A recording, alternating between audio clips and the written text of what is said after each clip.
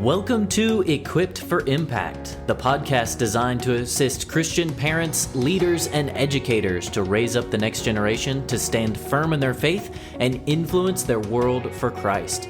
We're your hosts. I'm Nate. And I'm Lewis. So let's get started with part 2 of our series on helping kids navigate a digital world. So last week, we went through a lot of different topics all around the idea of screens and just the digital tools in our lives. We cited some scary research, right? About 59% of teenagers responded saying that they feel addicted to their phones, and just the increase in depression and suicide rates, and just the struggles that come along with being immersed in a digital environment. And so we talked about, the screens in our lives and how we can put kind of some practical steps in place to protect our children and lead the way in our own lives. So, Lewis, today we're moving from just screens in general to talking about the content that we actually see on those screens. So how have you guys kind of thought through this as a family?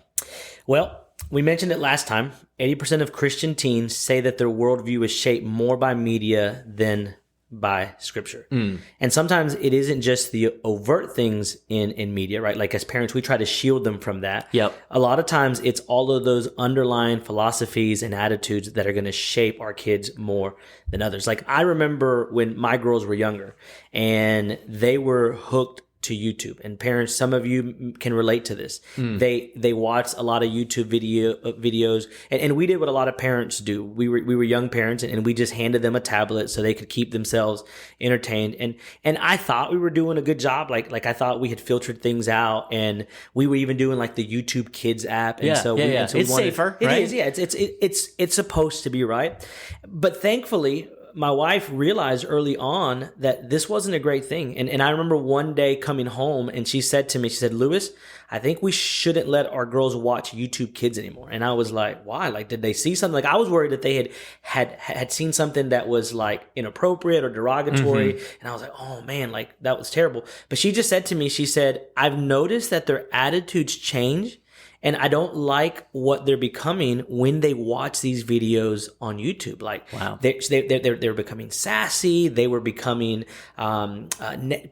pessimistic, and it was just little subtle things that she had noticed. And she was a stay-at-home mom, so she was with them more often. And so we had a conversation with our girls, and we explained this to them, and they weren't happy. Like, I mean, it was a big argument with our girls. I mean, they're 5-6 years old, and we're telling them, hey, no more YouTube Kids. And so we became a home where our girls no longer watch YouTube Kids, and we haven't gone back. And to this day, they don't watch YouTube videos on any device. And the day will come when they're able to make that decision for ththemselves as they're older, and we might reintroduce it at a later stage.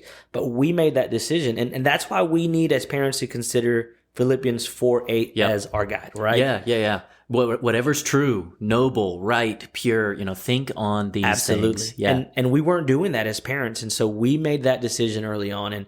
And look, I'm not judging you if your kids are watching YouTube. I just want you to notice the impact that it's having on them. Yeah, it's a good point, right? We said at the end of the last episode, just because you've gone one direction, maybe you've given your kids a device, or you've done the YouTube like you talked about, that doesn't mean you can't undo that decision, right? You're the parent, you can make that choice. Yeah. And so sometimes that just is like, hey, I was wrong. Talk to your child. Say, I was wrong. I realized this was not a good choice, so we're gonna reverse that choice. Yeah. I think that it goes back to I think it was episode 4 when we talked about what is a biblical worldview, and we talked about it's not just what you believe about the world. Your creation versus evolution. It starts with those values. It's what's in the heart. And so media, the entertainment choices that you allow into your child's life, they're actually going to shape your kids' lives and their worldview more than some of those overt things. Like you can be having them in a great church, and in a great Christian school where they're hearing these things, but then they're receiving kind of subvertly the negative influences, like you brought up, right? The sassiness on a YouTube, some kid who's a famous YouTuber who's sassy to their parents, and then our kids pick that up. I was just thinking about our family. This is not digital, but Junie B. Jones. I don't know if you're familiar with those books. My girls have read those books. Yeah. So Junie B. Jones, my girls did too. We read them to our girls, and then we realized she's, we'll get past the whole bad grammar side of things. Like kids use bad grammar, but the negative influence of her attitudes and actions, where she thought she was the queen of the world, right? And so that was another thing where we're just like, we're not going to read these books anymore, because I see the worldview that's kind of embedded in those books. And so if you're wondering, what do I do? Maybe I'm a new parent and my kid's not there yet, or maybe you're wondering, hey, I've already, like, I'm past that. What do I do? So it starts very simple. Set family media guidelines. Parents, you are the parent. So decide what's off limits. What are they allowed to watch? When are they allowed to watch it? Where are they allowed to watch it? There are. We already said no screens in bedrooms, right? Yeah, no screens in bedrooms. So if your kids are watching TV in their bedroom, like our girls don't have TVs in their bedroom. We have a TV in the living room. We have a TV in the loft, and they can watch TV there anytime they want to, because it allows us as parents to be able to monitor what they're watching. And so make a determination. What ratings can they watch? Like if you just give your kid unlimited access to Netflix and they have access to the full library, like there's some things on there you don't want them watching. Make a determination. At what point can they watch certain movies? At what point can they watch certain TV shows? And set those family media guidelines. Nate, a tool that we use, and I don't know if you use in your family, is pluggedin.com. Oh yeah. We've actually used that. So our girls will watch, while we're cooking dinner, that's when they get some screen time. So we've got very strict, boundaries. And that was something that I'm thankful we put in early on. But we've actually done that where, like, it's kind of those meals where it's definitely a 2-person job. It's not a 1-person job. So my wife and I are trying to get a 2-person meal ready.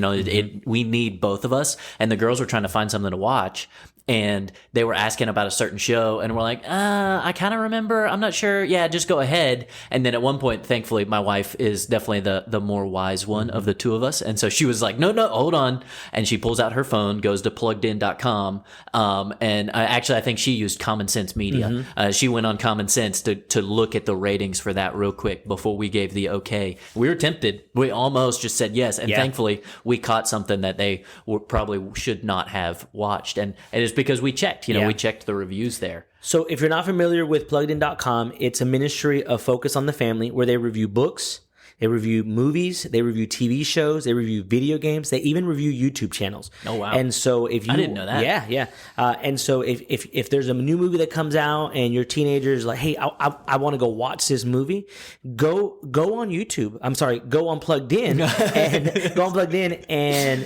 read about it and get a biblical perspective.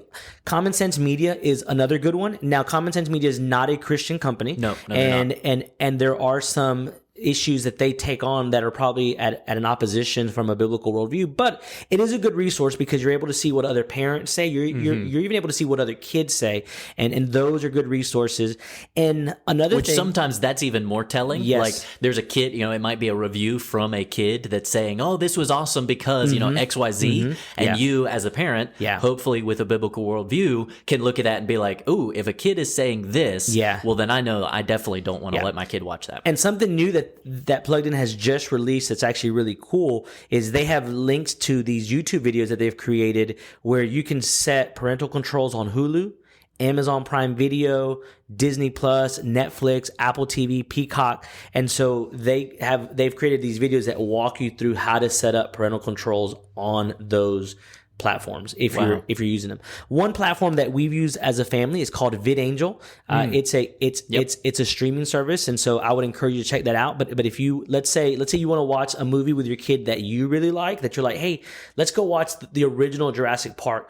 Well, what VidAngel does is it plugs into your existing subscriptions already, and it lets you edit out movies and TV shows based on settings that you control. So like if you think your kid is old enough to be able to handle a not so great word, but you don't want them to see nudity, you can take out the nudity, but you can leave in that inappropriate language. And so it gives you control over what's happening. Yeah. And that's VidAngel. And it's a subscription. I think it's like $9.99 a month. And we've done that with our girls before with some shows that they might want to watch that I'm like, you know what? I don't want you to watch the unedited Netflix one, but it's a good show and it's popular, so I'll let you watch it, and we're going to edit out some of these things. Yeah.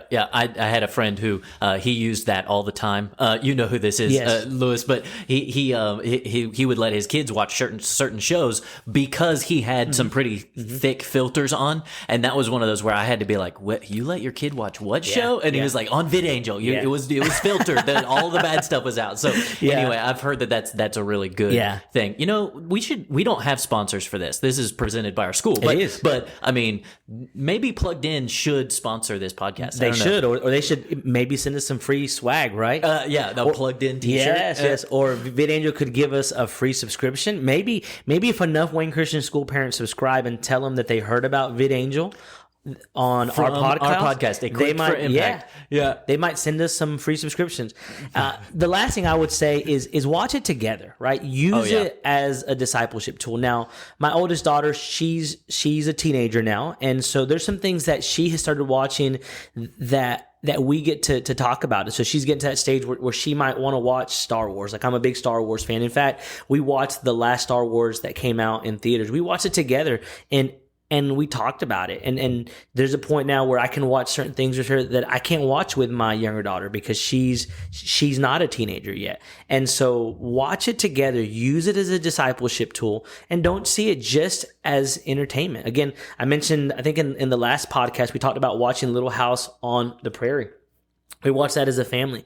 My youngest daughter, she likes that show on Netflix. That's the Is It Cake show. So it's where they bake cakes and they make it look like a shoe, or they make it look like a bowling ball, and then people have to figure out, is it cake or is it a bowling ball?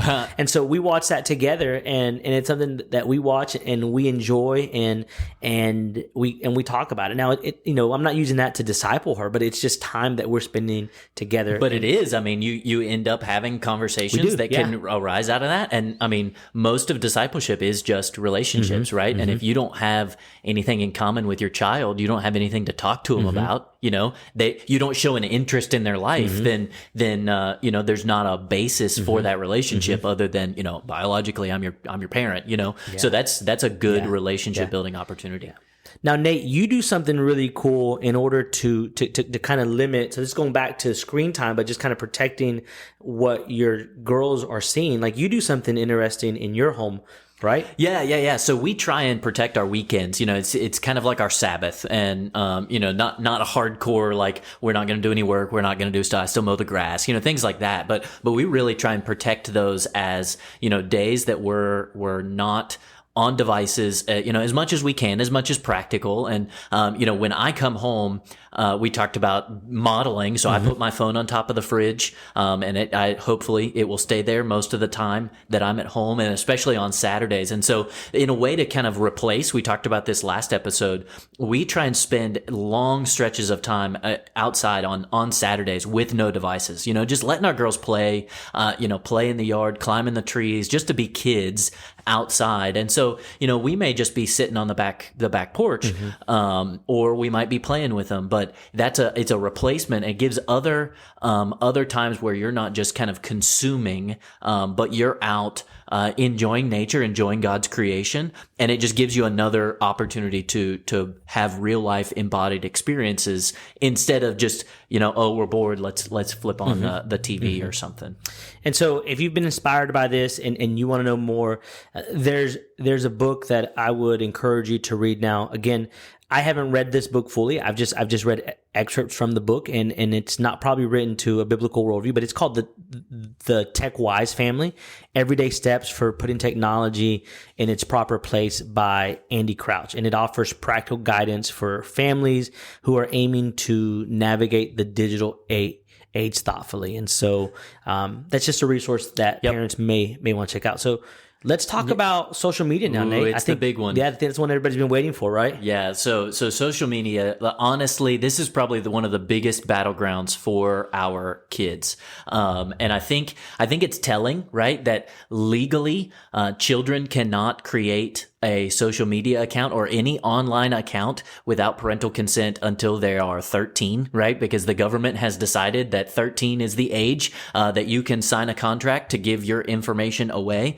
And so children are not allowed to do that. But that doesn't stop them. And our tech companies at this point have not been motivated to really enforce that law. They just have a little checkbox. What's going to say my 8-year-old can't, check the checkbox and say that she's 13. Well, because they always tell the truth, right? Like, yes. I mean, we know that 100%. they're not going to lie. So when they see that, they're going to be like, oh, I can't join this social media because I'm really not 13. Yeah. We should find a way to, like, if I were really good at editing, we could, like, make that section when we're sarcastic, like, that it changes our voices. Anyway, that was sarcasm. We should come up with a sound effect, like a sound effect play so that people know that it's sarcasm. Yeah. We're new to the podcasting thing. When we're better, we're going to add stuff like that, but we don't really know what we're doing right now.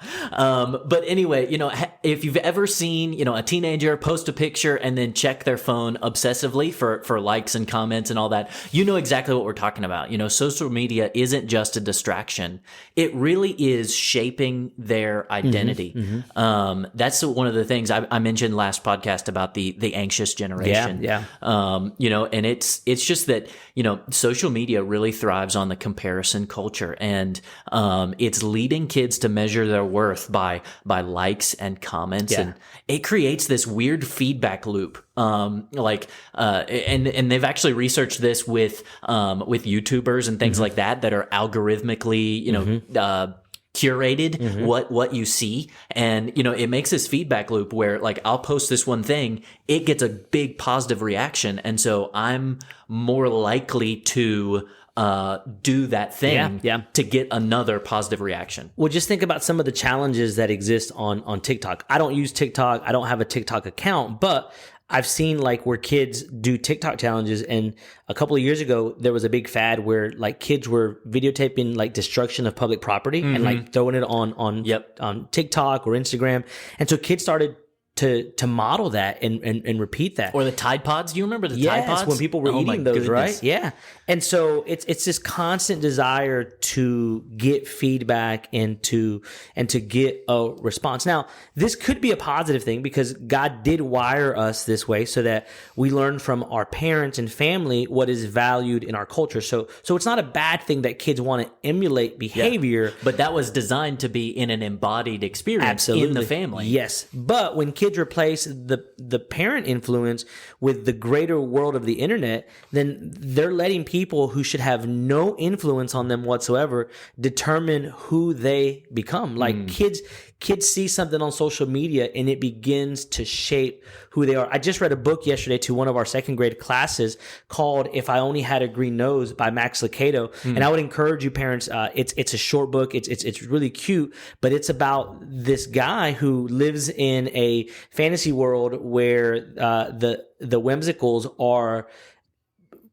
created wood creatures, and they start to paint their nose green. And then the main character, he's like, hey, I want to get my nose painted green. And the creator's like, do you really? And he's like, well, maybe not. But then as the story unfolds, he gets his nose painted green, but then the fad changes and now it's red and now it's pink and now it's orange, and he's having to constantly change it. And that's what's happening to our kids, is they're being influenced by whatever the latest social media craze is. In fact, social media is created, like you mentioned, to comparison culture. And it's all built on getting people to click things, to like things.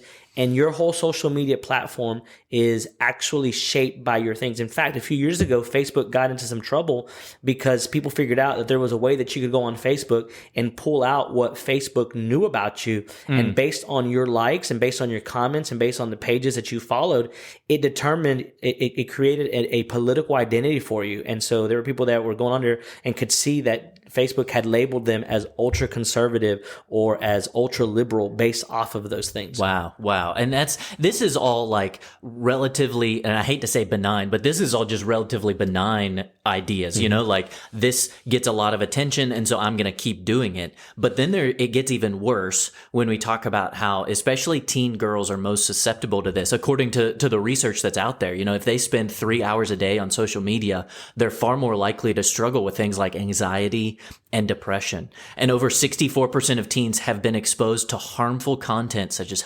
self-harm, eating disorders, or graphic violence on social media. In fact, I saw the New York Times ran an article where a researcher created an Instagram account as a 13-year-old girl, because, you know, that's the minimum age, as a 13-year-old girl. And within 30 minutes of interacting with the app, watching the shorts and those types of things, the algorithms were already serving up content reflecting eating disorders in a positive light. Wow. So Instagram thought that this person was a 13-year-old girl, and it's saying, hey, you know, anorexia, bulimia, like these are positive things that you should emulate. And so that when you open your kid up to social media, those are the things that it is highly likely that they will interact with. And ultimately, kids begin to tie their worth to those things, right? To their likes, to their comments, to their follows, instead of Christ. Yep. Dr. Tony Reinke, he says in his book, Competing Spectacles, he says, our greatest problem is not screen addiction,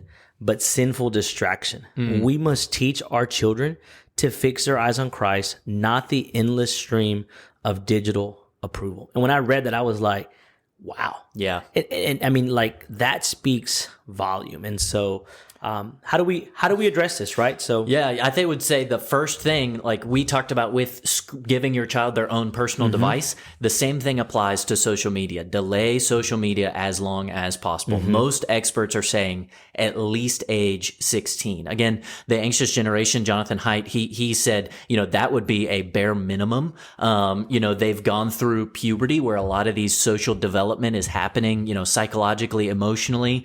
And so by then they have a little bit more maturity to handle it.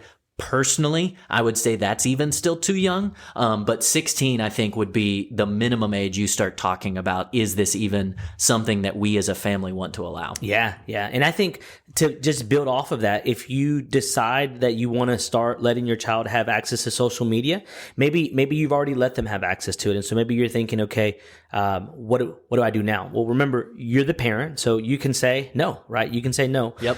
But nothing can be undone, yeah, right? You can scale that back. Absolutely. In fact, we did, right? We made a decision when our oldest daughter was old enough to have social media.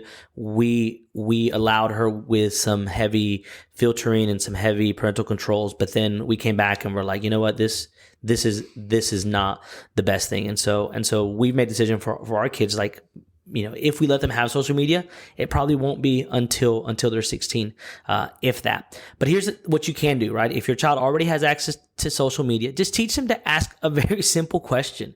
Would I post this if Jesus was following me? Yep. Right. Like, think about the pictures that some of our girls post on social media, like, and some of our guys post on social media, right? Whether it's immodest, whether it's inappropriate, whether it's something that's demeaning. Yeah. I mean, whether it's something that's feeding into popular culture, just a simple question. Like, if Jesus was following me, would I post this? Like, if I knew he was going to see this. Yep. What would Jesus do? What would Jesus do, right? I actually read that's making a comeback. I think, but I mean, that's a good question to ask. Or even like, obviously, would you say this if Jesus were following you, which obviously he is, but even another thing is to recognize, you know, the digital world is part of the real world, right? So would you say this to that person's face? Absolutely. Questions like that just get your students, your kids thinking about what they're posting. That is a big step in helping them navigate the digital world with maturity and from a biblical worldview. And we talked about some parental controls in the last episode. Just a few more that I'll mention here. There are apps like Bark and Covenant Eyes that allow you to see what your children are posting and what they're seeing. And here's those work just across the whole of the device. So that's not even just social media. That's everything that they're accessing. And so online. it lets you see what they're seeing, what they're doing. Instagram has some pretty good parental controls. But it's interesting that I think I read last week that somewhere in Europe, there's some countries that are passing laws now to prevent social media companies from targeting teenagers, and that they're going to start creating penalties to penalize them if they start circumventing those laws. Australia did too, and they've come pretty heavy on them. And it was one of those where I think they passed those laws, and then they said, "All right, this is the rule. Tech companies, now you've got some motivation, or we're going to shut you down in our company, and so our country." I'm reminded of a dad that I met a few years ago who shared with me that they have a rule in their home that there is no technology in their child's bedroom. So their son was able to use his phone, his laptop, anywhere in the house except for his bedroom, right? So he had to be in the living room where his parents could find him. And so maybe you could even set a similar rule in your family that if your child's going to use social media, they can only use social media when they're in the living room or when they're with you, because in that way you're able to monitor what they're posting on social media. And you should follow your child. If you let them have social media, you should follow your child, because just letting them know that they are seen is a big help there. Yeah. And you should have access to their accounts. Like, you should know their passwords. Like, you should be able to log on to their Instagram, to their Facebook, to their Snapchat as them from your device. But even that gets a bit tricky because kids have started creating ghost accounts. And if you're not familiar with what a ghost account is they have the profile that everybody sees, that everybody knows about, that the parents you're aware of, and then they go in and create another profile that you don't know about that becomes their real profile. Yeah. We recently had here in North Carolina two Amber Alerts that both resulted from teenage girls who got caught up with shady people. And guess what? They met them through social media. Wow. And these were 15-year-old girls who met men on social media, and these men started grooming them into a relationship that resulted in these girls leaving their homes with them. And these men had nefarious intentions. Now, thankfully, the two girls were found, but it's not a unique story. Like, after I read these stories, I did some research, and the National Center for Missing and Exploited Children examined 476 cases from 2020 to 2023, so about 3 or 4 years.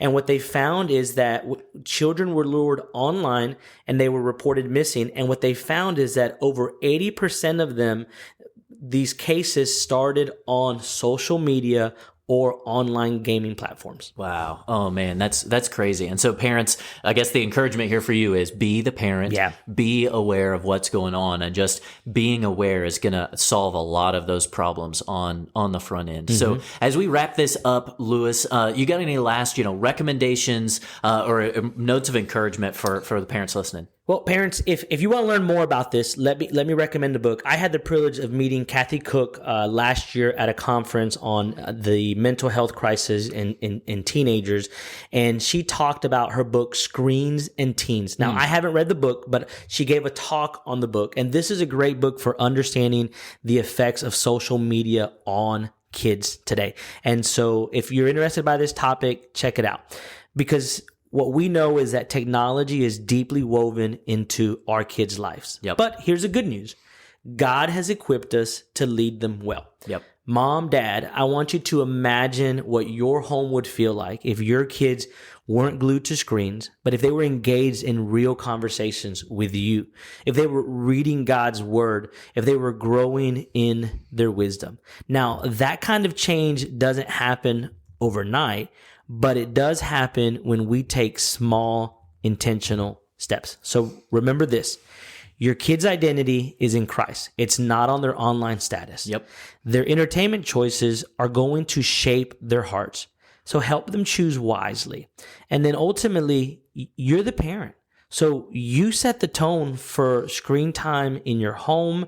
You set the rules for social media. You set the rules for their entertainment choices. So be intentional. In fact, tonight at dinner, try this.